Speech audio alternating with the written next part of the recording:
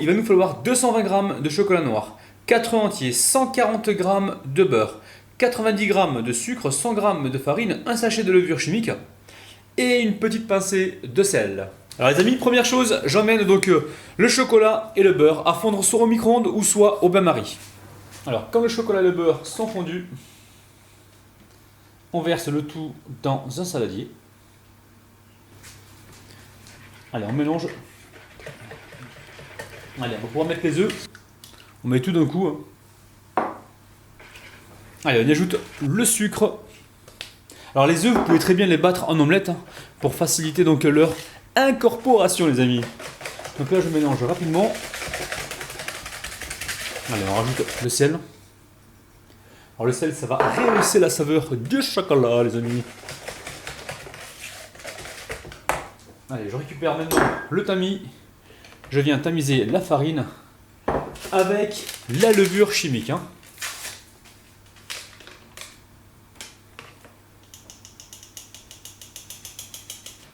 Allez, on va pouvoir mélanger le tout. Les amis, entre temps, vous pensez à préchauffer votre four à 175 degrés. Donc le gâteau, je pense qu'on va l'enfourner entre 25 minutes, 30 minutes. On va surveiller. Là, je mélange comme il faut. Je veux plus de traces blanches dans le gâteau. Ouh là là les amis, ouh là là. Les amis, je récupère un moule qui fait environ 24 cm avec une petite surélévation. Donc là, ce moule-là, on appelle ça le moule magique. Donc moi, je l'ai acheté au Maroc. Et en France, c'est compliqué à trouver, il me semble, sauf dans certains bazars. Je pense que vous allez pouvoir le trouver. Ou si vous avez des amis qui partent donc en vacances en Algérie, en Tunisie, au Maroc, même en Turquie, il paraît qu'il y en a. N'hésitez pas à leur demander de vous en ramener, ça coûte 2 euros, 2-3 euros, pas plus. Allez, je verse toute ma pâte à l'intérieur.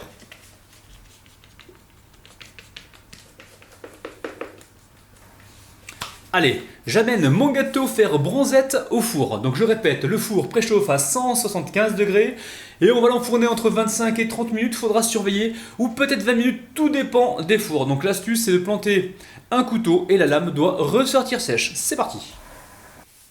Donc là, le gâteau, je l'ai laissé reposer environ 15 minutes et je vais pouvoir donc le démouler. Alors je dépose une assiette par-dessus et gentiment, je viens le retourner. Ah là, je suis inquiet, j'ai pas entendu le petit pouf qui m'indique que le gâteau s'est bien démoulé. Donc là, pour éviter... Oh, oula. Les amis, nous allons compter jusqu'à 3. 1, 2 et 3, les amis. Ouh là là là là. Quel joli gâteau, les amis. Bon, c'est bien de l'avoir bien huilé. Et donc là, je vais le laisser donc complètement refroidir, les amis. Il a l'air trampolinable, une fois de plus. Allez, on met ça de côté et on passe à la suite. Alors pour réaliser l'insert qui fera office de jaune d'œuf, il va nous falloir 100 g de coulis de mangue, 30 g de sucre et une feuille de gélatine que j'ai déjà mis à tremper dans l'eau froide. Donc là j'ai pris une feuille de gélatine bovine à base de bœuf halal. Donc elle est un peu plus épaisse que la gélatine porcine. Donc là on a 3 g. Alors le coulis que je vous ai proposé, c'est un mélange de passion et de mangue. Donc j'ai annoncé mangue, mais c'est mangue passion. Allez, j'allume la plaque. Le but du jeu, c'est de faire fondre le sucre dans le coulis. Donc on va commencer sur un feu doux. Et dès que ça commence à bouillir, on mettra la feuille de gélatine et on retirera donc la casserole. Mais le but du jeu, dans un premier temps, c'est de faire fondre le sucre. Donc on commence tout doucement, les amis. Tout doucement. Alors petit pouce bleu si vous avez aimé la courte chanson, les amis. Alors c'est vrai qu'en ce moment, il pleut sans arrêt, donc je ne vais pas en rajouter une couche. Et je vais peut-être me calmer. Alors, dès la première ébullition, j'éteins la plaque, je la débranche. Donc là, vous pouvez remarquer que le feu est éteint, les amis. Je viens égoutter la feuille de gélatine. Alors les amis, surtout, n'hésitez pas à retirer de la mousse à la cuillère si vous voyez qu'il y en a de trop. Donc là, j'égoutte ma feuille de gélatine. Je la retire directement donc, du bol. Donc l'eau, pas besoin d'eau. Et je la mets directement dedans. Et là, je vais venir la mélanger avec le fouet. Donc très facile, les amis. Là, ça fond assez rapidement. Et là, je vais retirer donc la mousse. Donc là, le feu est éteint, les amis. Donc je vous montre. Hop là. On retire la mousse. Allez, je récupère les demi-sphères et je viens les remplir de coulis.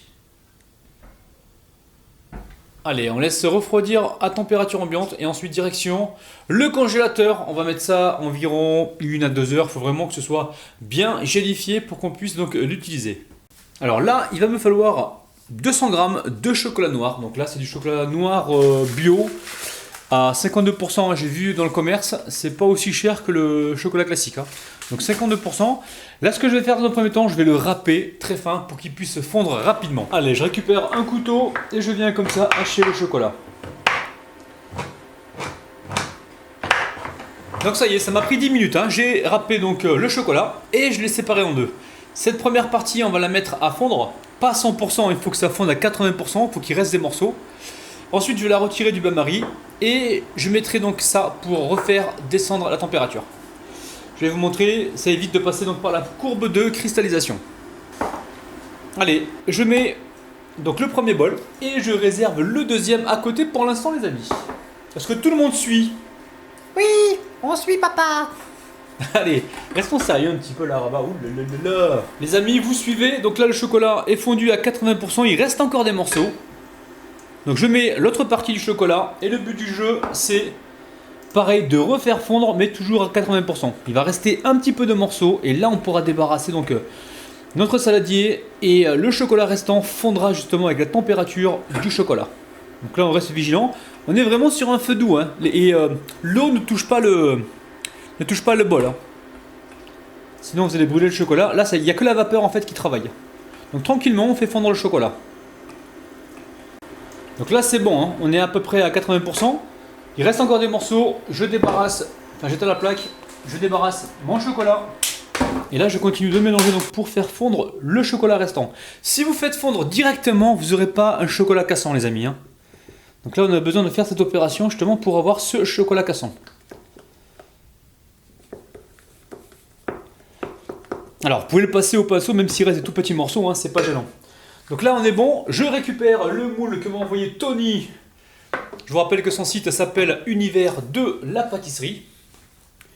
Donc là, on va pouvoir mouler ceci. Allez, je récupère ici la Maryse qui m'a servi tout à l'heure à mélanger le chocolat. Et on va venir gentiment verser donc le chocolat dans les empreintes.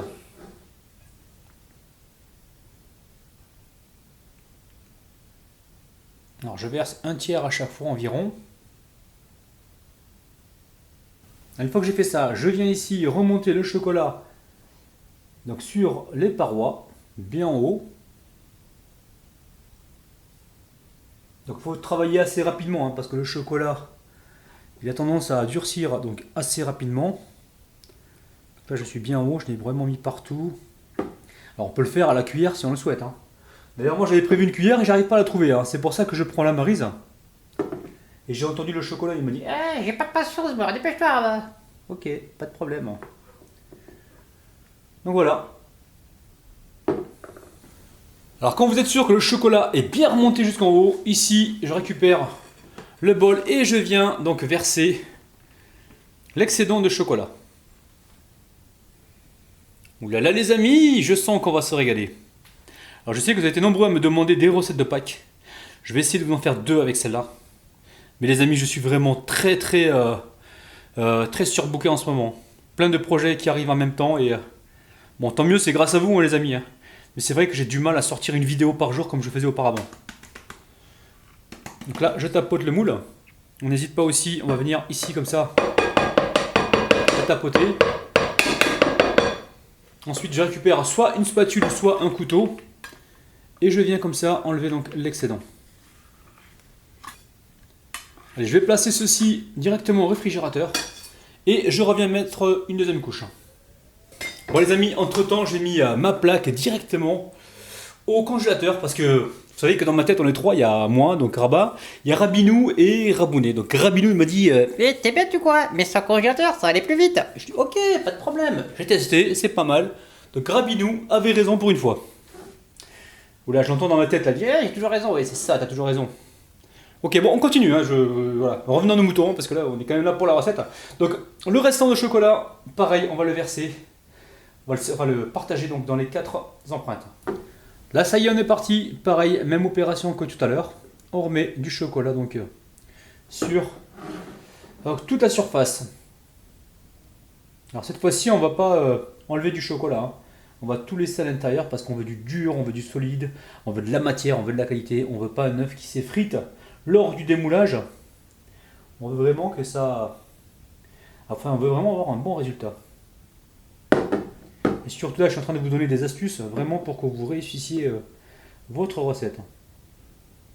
Et là, j'entends certains d'entre vous me dire « Eh, pourquoi il n'utilise pas le pinceau? C'est plus intelligent. » Sincèrement, j'ai déjà utilisé le pinceau pour faire ce genre de choses et j'ai pas eu un superbe résultat. Et quand je le fais soit à la spatule ou soit à la cuillère, j'ai vraiment un résultat de ouf, les amis.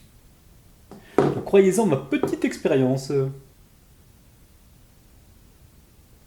Alors surtout assurez-vous d'avoir vraiment du chocolat partout hein, pour avoir quelque chose de symétrique. Allez, je récupère mon couteau de tout à l'heure. Je viens ici l'essuyer rapidement. Et pareil, je vais enlever donc l'excédent. Alors faites attention de ne pas abîmer le moule de Tony, parce que sinon on ne pourra plus s'en resservir. Non mais là c'est de la qualité, hein. C'est vraiment tip top. Il me tarde de voir au démoulage comment ça va se passer. Les amis, pour réaliser le nid, je vous dis franchement, moi je prends ce qui me reste dans les frigos. Donc là il me reste de la crème de marron et de la crème de spéculoos. Je vais mélanger les deux pour réaliser donc le nid. Et franchement chez vous, prenez ce que vous avez, hein. Si vous avez de la compote de pommes, vous pouvez peut-être le mélanger avec du spéculoos. Faut voir en fait, hein, pour avoir vraiment cette texture qui se tient dans la poche. Alors j'ai déjà commencé à faire mon petit mélange. Donc je rajoute au fur et à mesure de la crème pour voir en fait la texture que je vais avoir besoin. Donc cette recette, impossible de se tromper, hein. Je suis en train de voir au niveau de la quantité, je mélange comme il faut et surtout au niveau de la couleur. Mais après on va pas se prendre la tête, hein. On va essayer d'avoir quelque chose qui se mélange bien. Donc là c'est pas mal. Mais pour recouvrir le gâteau, j'ai pas assez. Donc je vais rajouter de la crème de spéculoos. Ça sent bon les amis. Oh là là là là. Et de la crème de marron. Je pense que je vais mettre... Voilà, je vais rajouter encore un peu. Hop, je rajoute encore du spéculoos. Il n'y a pas vraiment de quantité, hein, tout dépend de la taille de votre moule. Donc là, je pense que ça devrait le faire. Allez, on mélange. Alors on doit obtenir une texture pochable, c'est-à-dire il ne faut pas qu'elle soit trop ferme, sinon ça ne passera pas dans la poche. Et si jamais vous voyez que c'est un peu trop ferme, n'hésitez pas. Vous prenez un récipient donc, qui soit en verre, pas en fer, et vous mettez ça au micro-ondes quelques secondes pour ramollir la préparation. Donc moi ça sort du frigo, c'est pour ça que ça a l'air un petit peu ferme, mais en mélangeant, je me rends compte que ça va, ça devrait le faire.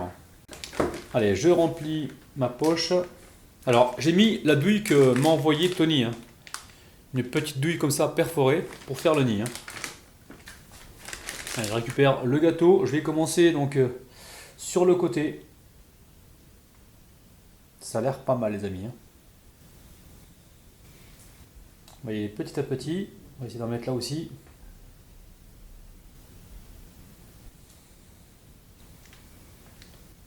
Les amis, je sais pas si vous entendez l'oiseau là. Je crois que c'est l'oiseau qui me cassait les bonbons le matin à 5 h. Franchement, j'ai envie de lui demander de venir m'aider pour faire le nid. Attendez 2 secondes. Eh l'oiseau, tu peux venir me donner un coup de main s'il te plaît? Je suis en train de faire un nid de Pâques. Je sais pas s'il a entendu. Oula, il va me répondre. Eh, tu te fous de ma gueule ou quoi? T'as pas envie que je finisse en fricassé aussi, hein? Non, mais c'est juste pour m'aider, pour faire le nid s'il te plaît. Oh non, j'ai pas confiance en toi. Arrête de voir ta tronche. Il se fout de ma gueule, lui. Il se fout de ma gueule. Bon, c'est pas grave, on va se débrouiller tout seul. Bon les amis, voici mon petit nid. Alors je pense pas que les nids d'oiseaux soient vraiment symétriques. Ils sont un petit peu comme ça désordonnés. Donc là le but du jeu maintenant, on va mettre ça au réfrigérateur. Donc j'ai préparé peut-être de la confiture d'abricot que je vais mettre autour. Pour pouvoir coller donc la noix de coco pour avoir quelque chose de joli. Donc on aura du blanc, du marron, du noir. Je sens que ça va être beau tout ça. Allez, pour l'instant je laisse ça de côté. Les amis, si vraiment il fait très chaud chez vous, mettez votre gâteau au réfrigérateur, hein. Alors ici j'ai la noix de coco râpée et j'ai également la confiture d'abricot. Donc je prends la confiture parce que j'ai ça dans le frigo, hein. Si vous avez du miel ou si vous avez un autre produit qui colle, utilisez-le, il n'y a pas de problème, hein. Donc là le but du jeu maintenant c'est de badigeonner le contour pour pouvoir donc coller la noix de coco râpée.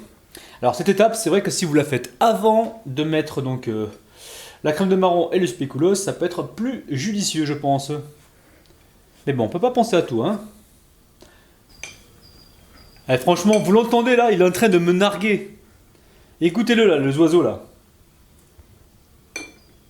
Et tu vas finir en fricassé, toi, je te le dis, hein. Fais gaffe, hein. C'est un truc de dingue, ça. Et je peux travailler tranquillement là. Oh! Allez, je récupère la noix de coco râpée et je fais le contour. Tranquillement, il n'y a pas le feu. Donc ce qui retombe sur l'assiette, on ne le perd pas, hein, on le récupère. Hein.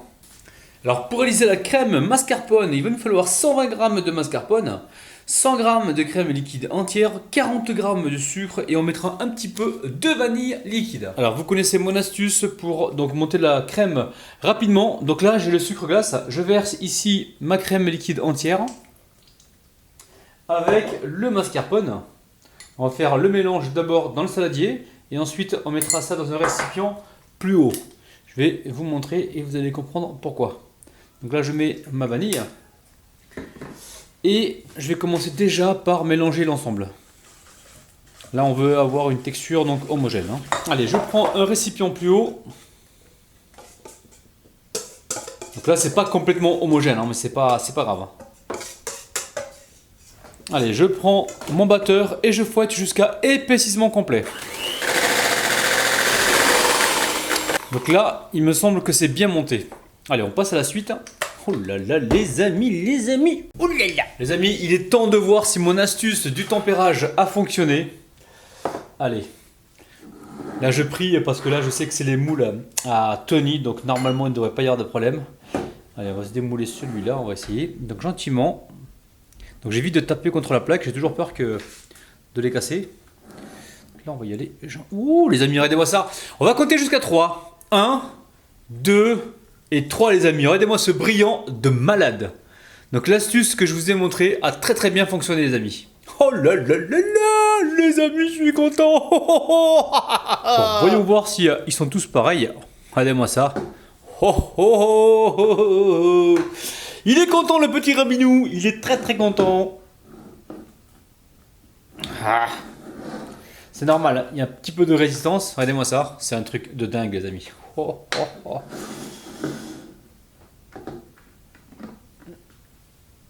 Magnifique. Allez, ouh, je vais le casser. Allez, on passe à la suite. Allez, maintenant le but du jeu, je récupère un œuf, je mets du papier comme ça. Pourquoi? Parce que la température de ma main risque de faire fondre un petit peu le chocolat. Donc tout dépend si vous avez les mains chaudes ou pas. Donc là le but du jeu c'est de mettre de la crème dans un premier temps à l'intérieur. Donc crème vanillée ultra gourmande. Je viens de la goûter les amis. Ouh là là, c'est un truc de dingue. Donc là on va pas trop remplir parce qu'on va mettre le jaune d'œuf en fait. C'est pas un jaune d'œuf, c'est plutôt de la mangue gélifiée. Mangue passion gélifiée les amis. Ça a l'air super bon. Je vais récupérer ça. Alors, dans un premier temps, je vais démouler mes inserts. Je vous les montre, ils sont là. Ils se démoulent là, normalement parfaitement bien. Oui, oui, oui. Bon, là, ils étaient au congélateur, donc ils sont un petit peu durs. Mais quand ils vont revenir à température, ils seront excellents. Alors, généralement, les œufs, quand vous les mettez à cuire, le jaune d'œuf, il n'est pas au milieu, il est toujours vers le bas. Donc, nous, on va faire ça, on va le mettre vers le bas. On va légèrement l'enfoncer, ce qui va faire remonter la crème. Voilà, ça a l'air pas mal. Donc chez vous, tranquillement, prenez le temps, faites les choses correctement. Donc là, je prends ma spatule et j'enlève l'excédent de crème. Les amis, petit pouce bleu si vraiment ma vidéo vous a plu. Hein. Je pense qu'elle est un petit peu originale. Moi, en tout cas, j'en suis très fier. Alors, aussitôt que c'est fait, je viens déposer donc mes œufs à l'intérieur du nid. Donc comme ceci. Hein. Et je vais continuer donc avec le restant. Alors soit j'en mets que 2 et puis les autres je les mets comme ceci. Je vais voir. Je vais réfléchir. Bon, les amis, je crois que je vais mettre que 3. Hein, parce que normalement en pâtisserie et en cuisine, on travaille beaucoup avec les chiffres impairs. Pas trop avec les chiffres pairs. Et là, j'aurai pas la place, je crois, de mettre le 4e. Ça va pas faire joli. Donc on va rester sur 3 les amis. Hein. Ça c'est pour la présentation du gâteau. Après, rien ne vous empêche de refaire un œuf et de le rajouter à la recette. Hein. J'espère que ça vous plaît les amis. Hein. Je ne vous entends pas là. Vous êtes tous silencieux. Qu'est-ce qui se passe? Allez, on va déposer donc l'œuf de ce côté-là. Ça a l'air super mignon, les amis. Oh là là là là. Ouh là là. Donc, je vous remontre le chocolat de près. Regardez-moi ça. C'est un truc de dingue. Les amis, je ne vais pas passer à la dégustation parce que je vais offrir ce gâteau. Là, je vais vous montrer juste la coque. Donc, elle est bien dure, il n'y a pas de problème. Donc le chocolat, il est cassant. Je vais vous montrer ça. Regardez-moi ça. C'est juste magnifique. Allez, c'est parti pour la dégustation. Bon les amis, cette coque, elle est impressionnante, bien brillante, bien cassante. Donc surtout, n'hésitez pas à utiliser la technique que je vous ai montrée. Et surtout, si vous réalisez la recette, envoyez-moi vos photos sur ma page Facebook, les amis. C'est vraiment très très bon, c'est un truc de dingue. Vous allez vraiment vous régaler avec cette recette et faire surtout plaisir aux enfants. Donc si vous la réalisez, comme d'habitude, envoyez-moi toutes vos photos sur ma page Facebook. Je vais vous mettre le lien de mon Facebook en description.